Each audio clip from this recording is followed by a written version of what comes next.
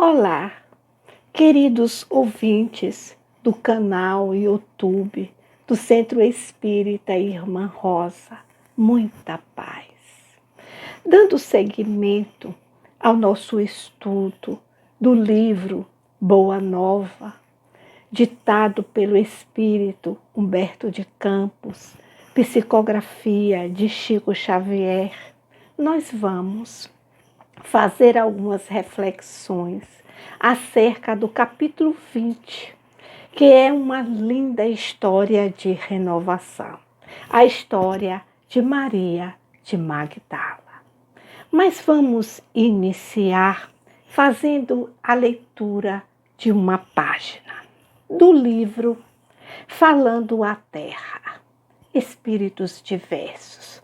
Também é uma psicografia do nosso Chico Xavier, na página 123. Lembrete: o mundo é cerâmica sublime, em plenos cosmos. A carne é o barro, o espírito é o olheiro. Cada homem plasma seu destino de acordo com a própria vontade. Há quem fabrique ânforas para o vinho do Senhor, e há os que modelam crateras para a cicuta do Espírito. Companheiros da terra, faze da existência um vaso sagrado em que a divina bondade se manifeste. Na pobreza ou na abastança, na felicidade ou na desventura, não te esqueças que a vida corpórea é divina argila em tuas mãos. Mensagem do Espírito Teresa d'Ávila. Vamos orar. Amado Mestre Jesus, querida Irmã Rosa, mais uma vez nos reunimos para estudar o Evangelho à luz da doutrina espírita. Rogamos a condição de equilíbrio necessária para absorver os ensinamentos e ter a capacidade de identificar o caminho para seguir o seu exemplo e viver conforme as tuas orientações. Neste momento de recolhimento em que vivenciamos tanto sofrimento, suplicamos a tua proteção e que o amor que emana da sua presença possa envolver a todos aqueles que se encontram sintonizados nessa mensagem. Que a sua paz e seu amor nos ampare mais uma vez. Que assim seja hoje e sempre. Para falar sobre Maria de Magdala, vamos fazer uma viagem à Palestina na época de Jesus. Uma região muito árida, em que a água era um dos grandes problemas. No verão, os rios secavam, ficando pequenos filetes que serviam, na verdade, de orientação para os viajantes, já que naquela época não existia o GPS. Daí a grande importância do Rio Jordão. A palavra Jordão significa aquele que desce. Realmente, as 4 nascentes do Rio Jordão estão à beira do Monte Hermon, que tem cerca de 2.750 metros acima do nível do mar. Aí ele desce, rasgando a terra percorre cerca de 16 quilômetros e encontra uma depressão no planeta Terra de 210 metros abaixo do nível do mar. As águas se acumulam e formam uma grande lagoa que ficou eternizada como o Mar da Galileia, ou Tiberíades, ou de Genezaré, que tem o formato de uma harpa. O rio a seguir ainda percorre 110 quilômetros e assim encontra a maior depressão no planeta Terra, formando o Mar Morto. Observem que a salinidade das águas vão se modificando, já que o Mar Morto ele é 25 vezes mais salgado do que qualquer outro oceano do nosso planeta. O o Rio Jordão, ele tem cerca de 1 metro a 3 metros de profundidade e chega a ter 30 quilômetros de comprimento. Então, é um mar de grande proporção. A cidade de Magdala, ela fica na margem ocidental do Lago de Genezaré, do Mar da Galileia. Ela está ali às margens do Mar da Galileia. Migdal, em aramaico, Magdala. O Talmud, ele se refere a Magdala como a Magdala dos peixes, porque existia uma outra cidade, também chamada como Magdala, que ficava bem ao norte. Flávio Joséfo, ele afirma que Magdala, ela ficava em uma posição estratégica da Via Maris, que era um caminho, uma estrada que ligava o Egito até Damasco. A gente lendo, dando um pulinho nas informações de Amélia Rodrigues, a gente tem uma ideia de como era esta cidade. Palácios, palmeiras em forma de leque. Ali nas calçadas, que as ruas eram calçadas, transitavam mercadores, soldados com escudo e lança, publicanos e o povo. Circulava nas mãos dracmas, sestécios, denários e papiros cambiais.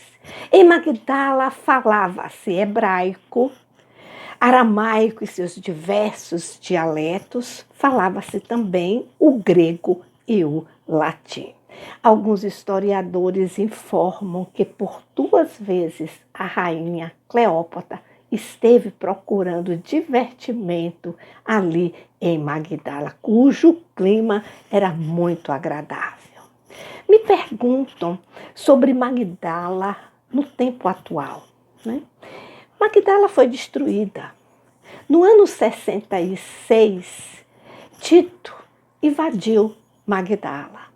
Quando as tropas romanas se aproximavam de Magdala, que era um centro de construção de barcos, o povo, então, de posse dos barcos, correram e foram para o mar. Ocorreu assim uma grande batalha naval. Os velhos e os doentes foram abatidos. 6.000 foram direcionados como escravos para Nero e o restante do povo foi vendido como escravo. Ali em Magdala existia uma cortesã muito famosa, Miriam em hebreu, Maria traduzindo. Era uma mulher muito bonita, era de descendência nobre, que se tornou uma cortesã conhecida ali em Magdala, na verdade em toda a Palestina.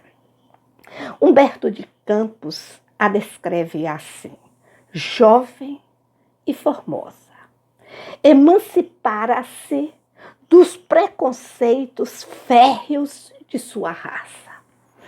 A mulher, entre os judeus, ela não passava de um objeto que pertencia a princípio ao pai e depois ao esposo.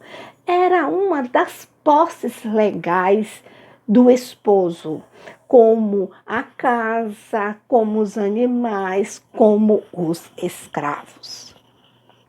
Mas diz Humberto de Campos, sua beleza lhe escravizara aos caprichos de mulher os mais ardentes admiradores. Mas seu espírito tinha fome de amor.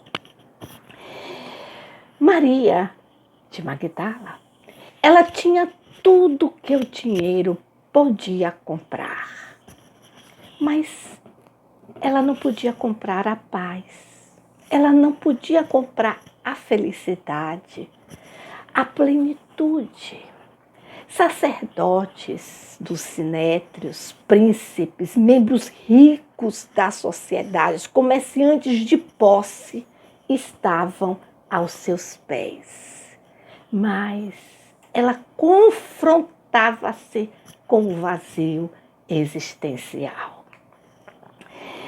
Os textos afirmam que ela era dominada por 7 demônios. O número 7, nós sabemos que tem uma simbologia muito grande para os hebreus. Claro, ela estava insatisfeita, lógico, culpava-se pela história, nós percebemos isto. Então, o padrão vibratório era baixo, com certeza isso possibilitou um processo obsessivo. Conforme a narrativa de Humberto de Campos, ela tomou conhecimento dos feitos de Jesus, da palavra de Jesus e quis conversar com Jesus. Mas a própria narrativa de Humberto de Campos nos leva a perceber que ela hesitou, porque ela era uma pessoa conhecida. Por outro lado, a análise do diálogo de Maria com Jesus nos chama a atenção para aspectos importantes em um atendimento fraterno, em uma escuta fraterna. Consolar os que sofrem, não julgar, não ter preconceito, estimular os caídos, ajudar o atendido a livrar-se, a libertar-se das paixões. Nos chama a atenção da importância de saber ouvir e da empatia e da compaixão. Realmente é uma grande lição sobre a escuta fraterna. Na porta da casa de Simão Pedro, com certeza Maria hesitou. Era conhecida e era conceituada como uma mulher impura. Adentrar na residência de alguém significava para eles tornar aquela residência, aquele lar também impuro. Mas ela adentrou. E o texto, lendo o texto, nós percebemos que parecia que Jesus a esperava. Quando vamos ler também o relato de Amélia Rodrigues no livro Primícias do Reino, a benfeitora também chama a atenção que Jesus parece que aguardava Maria de Magdala. Mas ela toma coragem e adentra. Quando os seus olhos encontram os olhos de Jesus, ela sente-se magnetizada. É tão grande o impacto diante dos fluidos que emanavam da presença de Jesus que ela cai de joelhos. Rabi, mestre. E ele bondosamente lhe diz: Maria, tu me conheces? Sim, Maria, eu sou o bom pastor. E o bom pastor conhece todas as suas ovelhas. Ah, se me conheces, tu sabes quem eu sou. O que é que eu faço? Ama, Maria. Ama aos teus filhos. Ah, tu não me conheces. Eu não tenho filhos. Já tive o ventre varado 1000 vezes, mas não tive a graça de ter filhos. Maria, eu não te falo das flores que nascem da carne. Eu te falo dos filhos que não têm mãe e das mães que não têm filho. Mas eu, Senhor, Maria, tu não viste uma casa velha, em ruína, enegrecida? Quando chega a primavera, o muro, Maria, vai florir e o perfume vai abençoar a todos que por ali passar. Rabi, eu te darei a minha vida. Não agora, Maria. É muito cedo. Um dia eu te pedirei.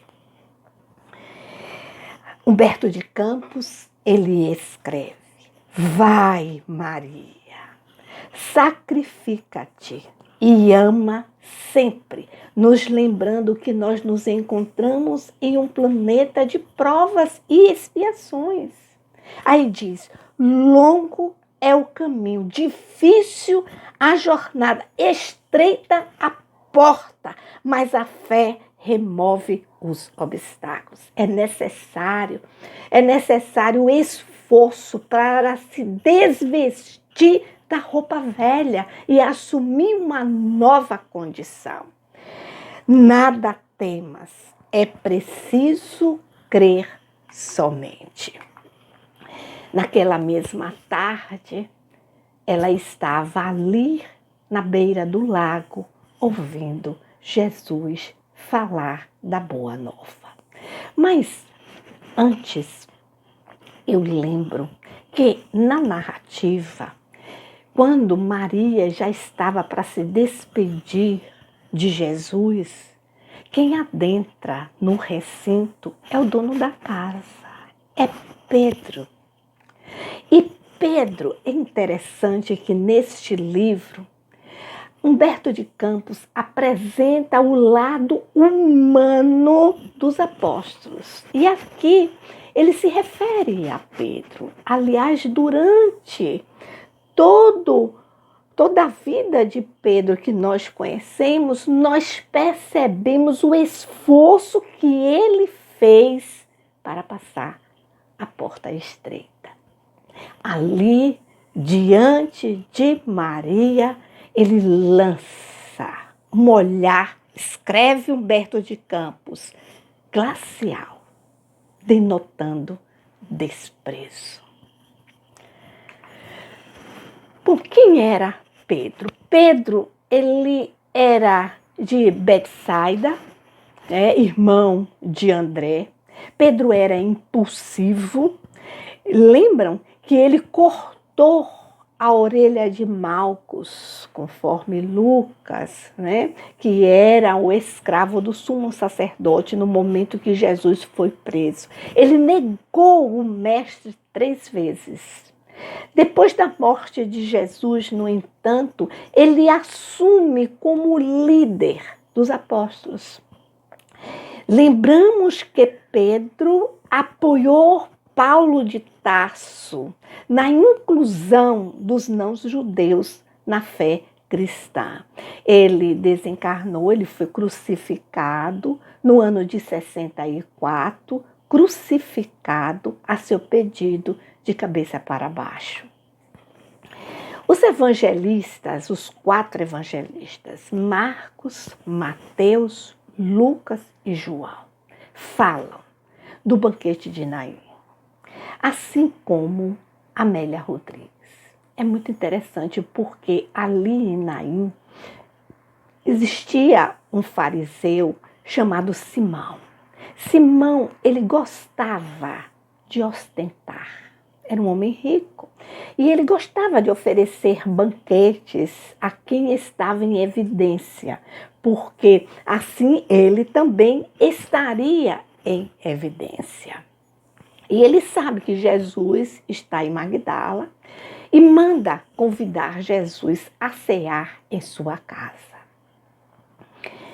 Bom, Jesus aceita e no dia comparece à casa de Simão na companhia de 2 discípulos. Quando estava ali ceando, entra uma mulher, cabelos soltos, e parecia que ela procurava alguém. Quando ela localiza Jesus, lança-se aos pés de Jesus. Amélia Rodrigues escreve: as lágrimas saltavam-lhe dos olhos e caíam sobre os pés dele. Enxugava-os com a basta cabeleira. Claro que Simão ficou atordoado, não é? E claro, ele levantou-se e começou então a fazer sinais para que os servos retirassem aquela mulher dali. Eu não vou me deter muito a esta narrativa, porque nós vamos estudá-la num próximo mês, né? Mas eu lembro que neste momento Jesus, né, ele ergueu aquela mulher, Maria de Magdala, e disse: mulher, vai, os teus pecados estão perdoados, vai em paz. Maria assim desapareceu de Magdala e a partir daí ela começou a acompanhar Jesus. Como? Cuidando dos doentes, dos leprosos, tomando conta das crianças, cozinhando. Isso, claro, junto a outras mulheres, entre elas Joana de Cusa.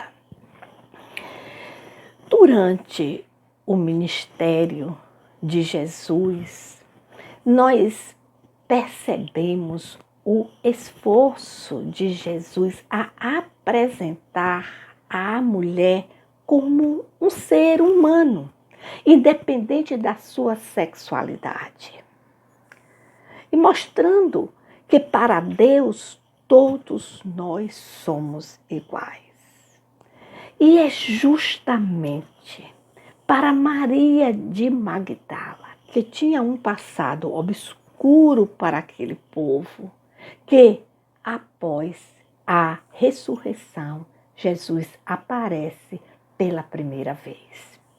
E Maria então conta que viu Jesus aos apóstolos e eles não acreditam. E ela fica arrasada, chorava convulsivamente, junto à Mãe Santíssima. Ali ela lembrou-se da entrada de Jesus em Jerusalém, o povo eufórico. Ela lembrou-se ali da sensação de horror, como uma apunhalada no peito, quando ela tomou conhecimento da traição de Judas. Ela, misturada à multidão, acompanhou quando Jesus foi apresentado a Caifás, o sumo sacerdote. Depois a Pôncio Pilatos. Pôncio Pilatos, advertido por Cláudia, sua esposa, que havia tido um sonho, lembra-se que Jesus era galileu. Só Lucas fala que Jesus foi então encaminhado a Herodes Antipas, tetrarca da Galileia e da Pérea.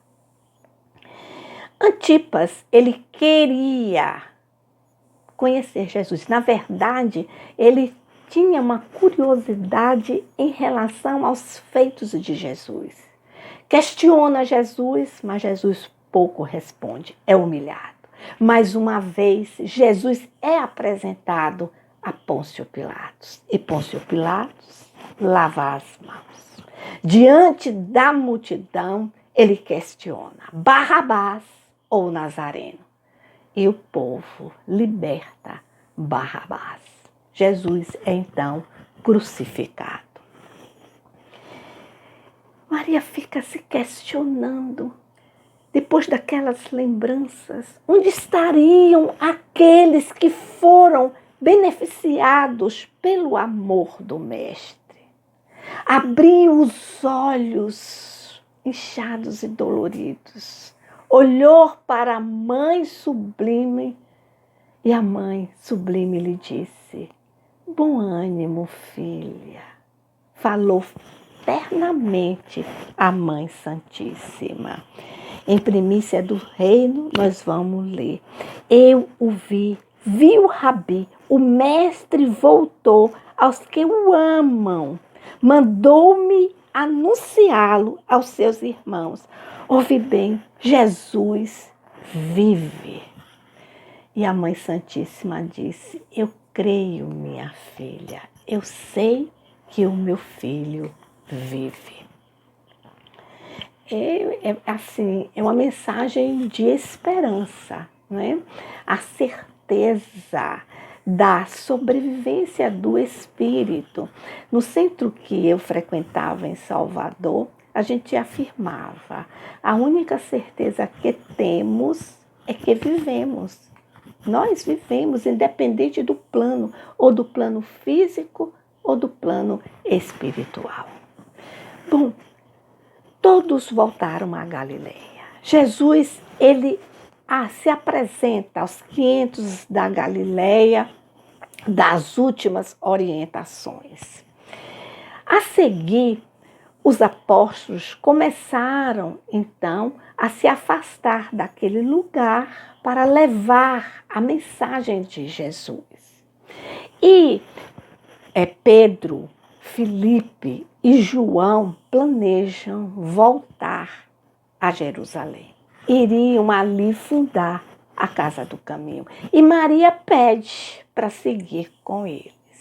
Mas Pedro pondera. Ela era mulher, eles eram homens. Ela era uma mulher bonita, com um passado obscuro. E ela compreendeu. Permaneceu ali em Cafarnaum, enquanto os três partiram para Jerusalém. Em Cafarnaum, durante 3 dias, ela procurou emprego, mas ninguém queria empregar uma mulher com um passado igual dela. Ela era odiada pelas esposas e os homens, na verdade, gostariam que ela voltasse à sua antiga profissão. Depois de 3 dias mendigando, ela se encontrava ali na praia, quando percebeu a aproximação de um grupo de homens, mulheres e crianças que tocavam uma matraca. Era um grupo de rancenianos, naquela época, leprosos. Ela então questionou: para onde vão? Cafarnaum. Mas aqui é Cafarnaum. Nós estamos procurando o Messias, Jesus de Nazaré, porque também queremos ser curados. Vocês chegaram tarde. Já crucificaram Jesus. Ele morreu. E aí ela assistiu a decepção no rosto daquele povo, daquele grupo tão sofrido e machucado pela doença, pelo desprezo e pelo preconceito. Ela começou então a falar sobre Jesus, a reproduzir os seus ensinamentos. E ela começou a perceber a alegria, a esperança a envolver aquelas criaturas. Pela manhã, as autoridades chegaram e então mandaram que eles tomassem a direção do Vale dos Imundos. Eles partiram. Quando já iam toprando a curva da praia, Maria gritou: me esperem, eu vou com vocês. E foi assim que uma mulher linda, saudável, adentrou no Vale dos Imundos. Todos os dias, no final da tarde, ela falava sobre a boa nova. Encontrou um sentido para a sua existência. Algum tempo depois, ela percebeu uma mancha em seu corpo.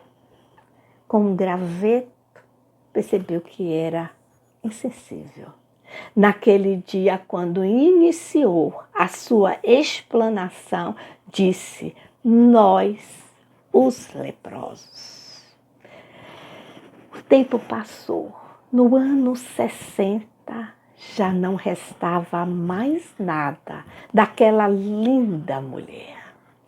A doença tinha modificado a sua face, a catarata, e ela percebeu que iria voltar para o plano espiritual. Desejou, neste momento, abraçar a Mãe Santíssima e João, que a esta altura já se encontravam em Éfeso. Ela então vai caminhando até Éfeso. Caminhava à noite e durante o dia ela descansava. Quando chegou nas portas da cidade de Éfeso, perdeu os sentidos e começou a delirar. Por ali passava um casal que a ouviu falar em João e Maria. E assim foi que a Mãe Santíssima e João tomaram conhecimento e foram até lá.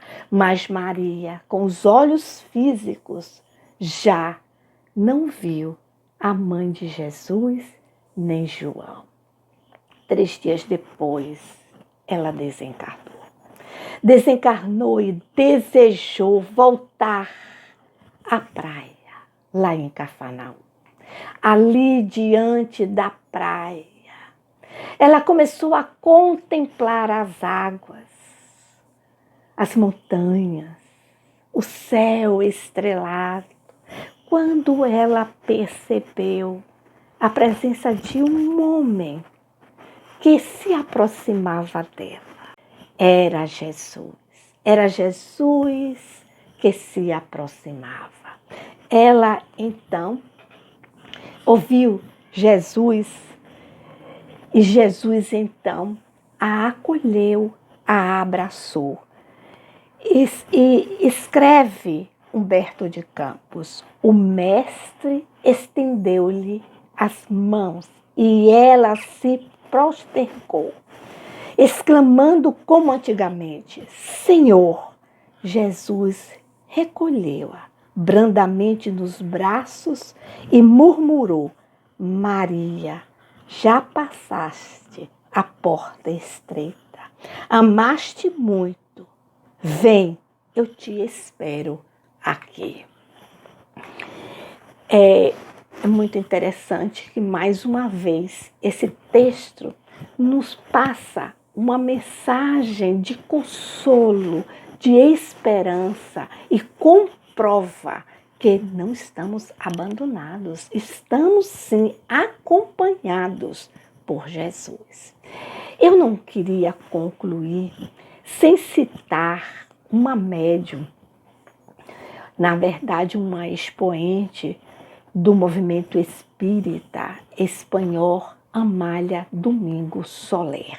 Ela é autora de um livro muito conhecido aqui no Brasil, Memórias do Padre Germano. Ela era uma mulher muito simples, era uma mulher que era costureira. Bom, ela escreveu um livro que foi publicado aqui no Brasil em 1904. Ela escreveu em 1900, em 1904 foi publicado aqui como Perdoa-te. Um médium, Eudato Pagés, ele incorpora um espírito que se apresenta como Íris, dita o livro e ela então reproduz. Este espírito afirmou que foi Maria de Magdala e que encarnou diversas vezes e em uma das suas encarnações ela foi Teresa d'Ávila. Meus amigos, que Jesus nos abençoe, nos envolva com seu amor, com a sua paz e que este momento de isolamento social, de distanciamento, nos dê a oportunidade de, diante de um exemplo como esse, de renovação, de conquista, de busca do sentido existencial, possamos aproveitar para a nossa felicidade futura. Muita paz para todos, muita paz. A seguir, será publicado um áudio para irradiação e fluidificação das águas. Muita paz, meus amigos.